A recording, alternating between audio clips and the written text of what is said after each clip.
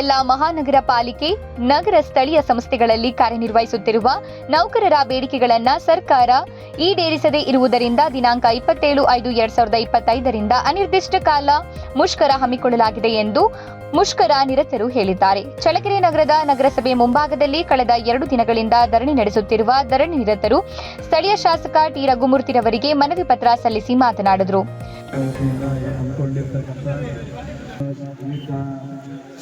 ಅನಿರ್ದಿಷ್ಟ ಮುಷ್ಕರ ಇದು 27ನೇ ತಾರೀಕಿನ ಪ್ರಾರಂಭ ಆಗಿದೆ ಅಂತ ಹೇಳಿದ್ದೀರಾ. ಇದು ರಾಜ್ಯ ಮಟ್ಟದ ಒಂದು ತೀರ್ಮಾನ. ಹಾಗಾಗಿ ತಾವು ಚಳ್ಳಕೆರೆ ನಗರಸಭೆ ವತಿಯಿಂದ ತಾವೆಲ್ಲರೂ ಇಲ್ಲಿ ಸೇರಿ ಪ್ರತಿಭಟನೆ ಮಾಡ್ತಾ ಇದ್ದೀರಾ. ಈಗಾಗಲೇ ನಿಮ್ಮ ವಿಷಯಗಳೆಲ್ಲ ನೀವು ಈಗಾಗಲೇ ಕೆಲವೊಂದು ವಿಷಯಗಳನ್ನು ಹೇಳಿದ್ದೀರಾ, ನನಗೆ ಮನವಿ ಪತ್ರವನ್ನು ಕೊಟ್ಟಿದ್ದೀರಾ.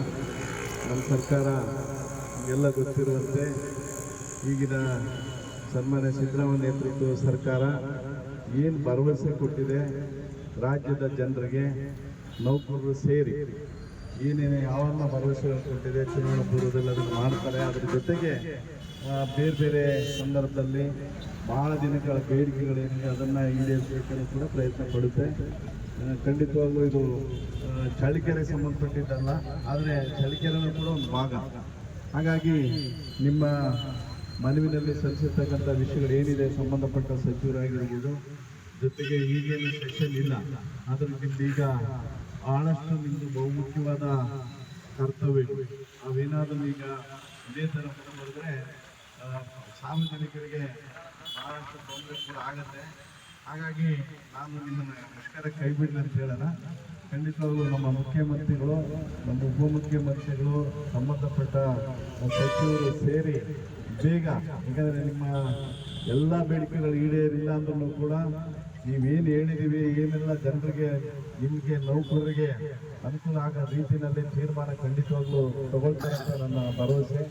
ಜೊತೆಗೆ ಇದನ್ನು ನಾನು ನಿಮ್ಮ ಮಾಹಿತಿಯನ್ನು ತಗೊಂಡು ನಾನು ಕೂಡ ಮುಖ್ಯಮಂತ್ರಿಗಳಿಗೆ ಪತ್ರವನ್ನು ಕೊಡುವಂಥ ಕೆಲಸ ಮಾಡ್ತೀನಿ ಅಂತ ಹೇಳ್ತಾ, ನಿಮ್ಮೆಲ್ಲರಿಗೂ ಒಳ್ಳೆಯದಾಗಲಿ, ಸರ್ಕಾರ ಒಳ್ಳೆಯ ತೀರ್ಮಾನ ತಗೊಳ್ಳಿ ಅಂತ ಹೇಳಿ ಬಯಸಿ, ಯಾಕಂದರೆ ನೀವು ರಾಜ್ಯದಲ್ಲೇ ಇರೋರು ಏನಾದರೂ ಮಾಡಲಪ್ಪ, ನೀವು ಮಾತ್ರ ಏನೋ ಮಾಡ್ರಿ ಅಂತ ನಾನು ಖಂಡಿತವಾಗಿ ಕೇಳೋದು.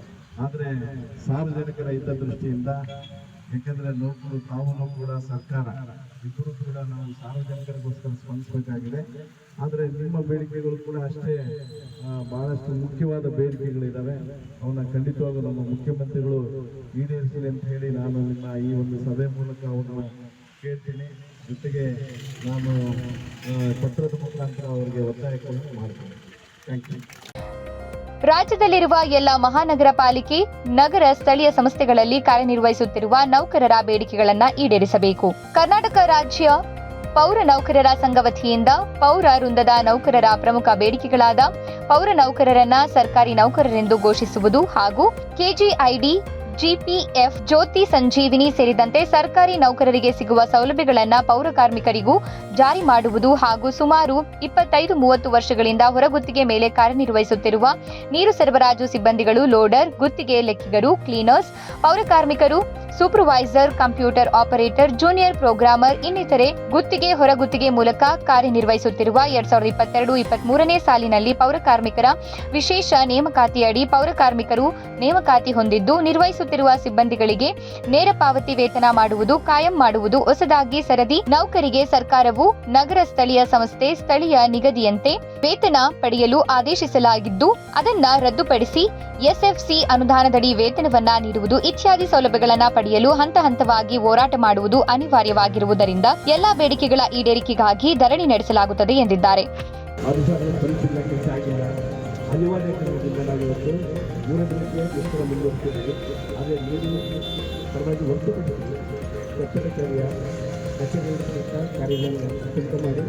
ನಮಸ್ಕಾರ ಮಾಡ್ತಿದ್ದೀವಿ. ಹಾಗಾಗಿ ನಮ್ಮ ನ್ಯಾಯಸಮ್ಮತ ಬೇಡಿಕೆಗಳಂತ ಏನು ಸಂದರ್ಭದಲ್ಲಿ ಅದನ್ನು ಇದು ಮಾಡಬೇಕು ಮತ್ತು ನೇಮಕಾಗಿರ್ತಕ್ಕಂಥ ಕಾರ್ಮಿಕರಿಗೆ ಎಸ್ಎಸ್ಸಿ ಹಂತದಲ್ಲಿ ಸ್ಯಾಲರಿ ಕೊಡಬೇಕು, ಜ್ಯೋತಿಗಳಲ್ಲಿ ನಿಗದಿಗೊಳಿಸಬೇಕು, ಹೊರಗುತ್ತಿಗೆ ನೌಕರನ್ನ ಕಾಯಂಗೊಳಿಸಬೇಕು, ಲೋಡರ್ಸು ಮತ್ತು ವಾಹನ ಚಾಲಕರು, ಐಟಿ ಸ್ಟಾಫು, ಲೆಕ್ಕಿಗರು, ಅಕೌಂಟೆಂಟು, ಸೈಕಿಸ್ಟು, ಇತರೆ ವೃಂದದಲ್ಲಿ ಮಾತನಾಡಿ ಎಲ್ಲ ಇನ್ನೂ ಸಹ ನೇರವಾಗಿ ಮಾಡಬೇಕು. ಆದರೆ ನಮಗೆ KJD ಟ್ರೀಟ್ಮೆಂಟ್ ಕೊಡಬೇಕು. ನಮ್ಮನ್ನು ಸಹ ಸರ್ಕಾರಿ ನೌಕರರೊಂದು ಟ್ರೀಟ್ಮೆಂಟ್ ಮಾಡೋದಕ್ಕಲ್ಲಿ ನಾವು ಹಲವಾರು ಬಾರಿ ನೂರಾರು ವರ್ಷದಿಂದ ನಾವು ಕೇಳ್ಕೊಂಡಿದ್ದೀವಿ. ಆದರೆ ಯಾವುದೇ ಸರ್ಕಾರ ನಮಗೆ ಕೊಟ್ಟಿಲ್ಲ. ಆದರೂ ಕೂಡ ತಮ್ಮಲ್ಲಿ ಅಂತ ಸಿದ್ದರಾಮಯ್ಯ ಸಾಹೇಬರು ಹಣಕಾಸು ಸಚಿವರಾದಾಗ ನಮಗೆ 2008ರಲ್ಲಿ ನಮ್ಮ BS ಅವರ ಅಧ್ಯಕ್ಷ ನೇತೃತ್ವದಲ್ಲಿ ಅವತ್ತು ನಮಗೆ SSC ಗ್ರಾಂಟಲ್ಲಿ ಸಂಬಳ ಕೊಟ್ಟು ನಮ್ಮನ್ನು ಇವತ್ತು ನಾವು ಕುಟುಂಬ ನಿರ್ವಹಣೆ ಮಾಡೋಕ್ಕೆ ಅನುಕೂಲ ಮಾಡಿಕೊಟ್ಟಿದ್ದಾರೆ. ಅವರು ಚುನಾವಣೆಯಾಗಿರ್ತೀವಿ. ಇವತ್ತು ಅದೇ ಅವರ ಸಿದ್ದರಾಮಯ್ಯ ಸಾಹೇಬರು ಮುಖ್ಯಮಂತ್ರಿಯಾಗಿದ್ದಾರೆ. ಹಾಗಾಗಿ ಜನಪ್ರಿಯ ಶಾಸಕರು ಸಂಬಂಧಿಸಿ ರಘುಮೂರ್ತಿ ಸಾಹೇಬರು ಸಹ ತುಂಬ ಅವರು ಸಹ ಒಂದು ಇಲಾಖೆಯಲ್ಲಿ ಅಭಿಯಂತರ ಕಾರ್ಯನಿರ್ವಹಿಸಿ ನೌಕರ ಬಗ್ಗೆ ಕುಟುಂಬದ ವಿಶ್ವಾಸ ಗೊತ್ತಿದೆ. ಹಾಗಾಗಿ ನಮ್ಮ ಕೆಳವರ್ಗದ ಭಾರಿ ಕನಿಷ್ಠ ಕೆಲಸ ಮಾಡತಕ್ಕಂಥ ಕಾರ್ಮಿಕರ ಬಗ್ಗೆ ಕಾಳಜಿ ವಹಿಸಿ ಮೊನ್ನೆ ಪೂಜೆಯಲ್ಲಿ ಮಾತಾಡಿ ನಮ್ಮ ಈಡೇರಿಸಬೇಕನ್ನೋರಲ್ಲಿ ನಮ್ಮ ಸಂಘಟನೆ ಪರವಾಗಿ ತುಂಬದಿಂದ ನಾವು ಕೊಟ್ಟಂತ ಒಂದು ಮನವಿ ಪತ್ರ ಕೊಡ್ತಾ ಇದ್ದೀವಿ. ಕರ್ನಾಟಕ ರಾಜ್ಯ ಪೌರನೌಕರ ಸಂಘಕ್ಕೆ, ಕರ್ನಾಟಕ ರಾಜ್ಯ ಪೌರನೌಕರ ಸಂಘಕ್ಕೆ, ಕರ್ನಾಟಕ ರಾಜ್ಯ ಪೌರನೌಕರ ಸಂಘಕ್ಕೆ ಏನೇ ಬರಲಿ, ಏನೇ ಬರಲಿ, ಏನೇ ಬರಲಿ ರಾಜ್ಯ ಸಂಘದ ಆದೇಶದಂತೆ ಸರ್ಕಾರಕ್ಕೆ ಈಗಾಗಲೇ 45 ದಿನಗಳ ಕಾಲ ನೋಟಿಸ್ ಮುಗಿಯಿತು. ಸರ್ಕಾರ ಯಾವುದೇ ರೀತಿಯನ್ನು ಸ್ಪಂದಿಸಿಲ್ಲ. ನಮ್ಮ ನ್ಯಾಯಸಮ್ಮತ ಗಡಿಗಳಾದ ದಿನಗೂಲಿ ನೌಕರರ ಕಾಯ ಮಾಡುವುದು ಏನು 22-23 ಸಾಲದಲ್ಲಿ ನೇರ ನೇಮಕ ಆಗಿರ್ತಕ್ಕಂಥ ಕಾರ್ಮಿಕರಿಗೆ SSC ನಿಧಿ ಕೊಡಬೇಕು, IT ಕೆಲಸ ಡಿಪಾರ್ಟ್ಮೆಂಟ್ ಮಾಡಬೇಕು, ಅಕೌಂಟಿಂಗ್ ಡಿಪಾರ್ಟ್ಮೆಂಟ್ ಮಾಡಬೇಕು, ವಾಹನ ಚಾಲಕರು, ರೌಡರ್ಸು, ಇತರೆ ವಿವಿಧ ವಿಧದಲ್ಲಿ ಕಾರ್ಯಮಂತ್ರಿ ಎಲ್ಲವನ್ನೂ ಪರ್ಮನೆಂಟ್ ಮಾಡಬೇಕು. ಮತ್ತು ಜ್ಯೋತಿ ಸಂಜೀವಿನಿ ವಿಮೆ ಯೋಜನೆ ಕೊಡಬೇಕು, ನನಗೆ KJD GPF ಕೊಡಬೇಕು. ಹಾಗಾಗಿ ಸರ್ಕಾರ ನಮಗೆ ಆಂತರಿಕವಾಗಿ ಸುಮಾರು ಫಂಡ್ ಕೊಟ್ಟಂತೆ ಇವತ್ತು ನಮಗೆ ಕೊಟ್ಟಿಲ್ಲ. ನಮ್ಮನ್ನು ಸಹ ಸರ್ಕಾರಿ ನೌಕರರು ತೀರ್ಮಾನ ಮಾಡಬೇಕು ನಾವು ಈ ಸಂದರ್ಭದಲ್ಲಿ ಕೊಡ್ತಾ ನಾವು ರಾಜ್ಯ ಸರ್ಕಾರದ ವಿರುದ್ಧ ಈಗಾಗಲೇ ಇದು 3 ದಿನಕ್ಕೆ ಕಾಣಿಸ್ತಕ್ಕಂಥ ಮುಷ್ಕರದಲ್ಲಿ ನಮಗೆ ಎಲ್ಲ ಸಾರ್ವಜನಿಕರು ಸಮಸ್ಯೆಗಳು ನಮಗೆ ಹೆಚ್ಚಿನದಾಗಿ ಬೆಂಬಲ ಕೊಡಬೇಕು, ನಮ್ಮ ಕಷ್ಟ ಕಷ್ಟಗಳಿಗೆ ಸಲ್ಲಿಸಬೇಕಂತ ನನ್ನ ಸಂದರ್ಭದಲ್ಲಿ ಎಲ್ಲರೂ ಕೋರ್ತಾ ಇದ್ದೀನಿ. ಬೇಡಿಕೆಗಳು, ನಮ್ಮ ಬೇಡಿಕೆಗಳು ಏನೇ ಬರಲಿ ಕರ್ನಾಟಕ ರಾಜ್ಯ ಪೌರನೌಕರ ಸಂಘಕ್ಕೆ, ಕರ್ನಾಟಕ ರಾಜ್ಯ ಪೌರನೌಕರ ಸಂಘಕ್ಕೆ, ಕರ್ನಾಟಕ ರಾಜ್ಯ ಪೌರನೌಕರ ಸಂಘಕ್ಕೆ ದಿನಗೂಲಿ ನೌಕರರನ್ನು ಕಾಯಂಗೊಳಿಸಿ, ದಿನಗೂಲಿ ನೌಕರರನ್ನು ಕಾಯಂಗೊಳಿಸಿ.